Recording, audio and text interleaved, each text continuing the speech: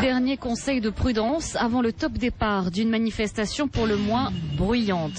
Plus de 3000 motards ont quitté Vincennes dans l'après-midi, direction le cœur de Paris. Des motards en colère. Leurs raisons sont multiples, avec d'abord le contrôle technique qui devrait devenir obligatoire pour les deux roues en 2011. On sait très bien que les accidents de deux roues motorisés, c'est des questions de formation, des questions de comportement, des questions liées aux infrastructures routières. Ce n'est pas des questions liées aux véhicules.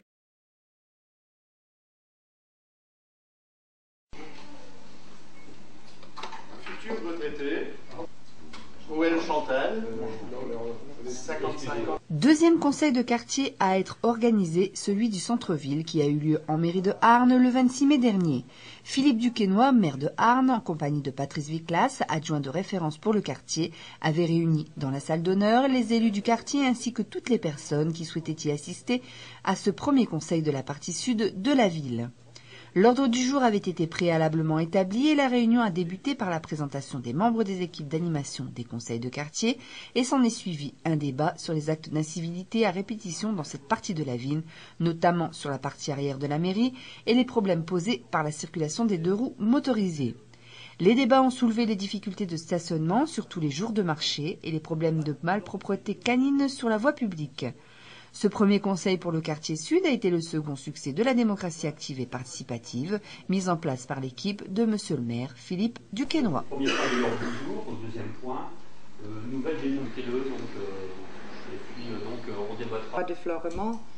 Moi j'habite dans les appartements derrière. Est-ce que vous en avez quoi quand la police municipale, la police autonome, elle passe? Espace vert, anciennement, quai Pullman. Les appartements derrière. Ce sont des réunions tous les jours au soir. Du bruit, ainsi de suite. Moi, je pense aussi. C'était pas Non, mais même, il faut dire. les parents aussi qui se plaignent du bruit.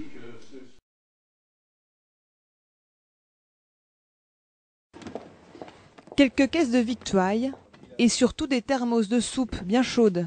Comme tous les jeudis, ces bénévoles ont rendez-vous avec les sans-abri de Paris. On les attendait pour prendre une petite soupe bien chaude. Hein. Et puis là, il fait pas chaud ce soir. Hein. Il va se mettre à geler là. L'occasion bien sûr de leur apporter une aide alimentaire ainsi que des vêtements, mais surtout une manière de maintenir le lien humain. Même s'ils sont bien souvent en groupe, parce qu'ils sont très solidaires entre eux, c'est aussi important de nous voir nous parce qu'ils nous connaissent et ils savent qu'on vient certes avec quelque chose, mais pour parler avec nous toutes les semaines et on parle de choses et d'autres et c'est vraiment sympa. Des liens de confiance qui permettent dans certains cas de convaincre les sans-abri de se rendre dans la journée dans les centres d'accueil du secours populaire pour bénéficier d'un accompagnement complet.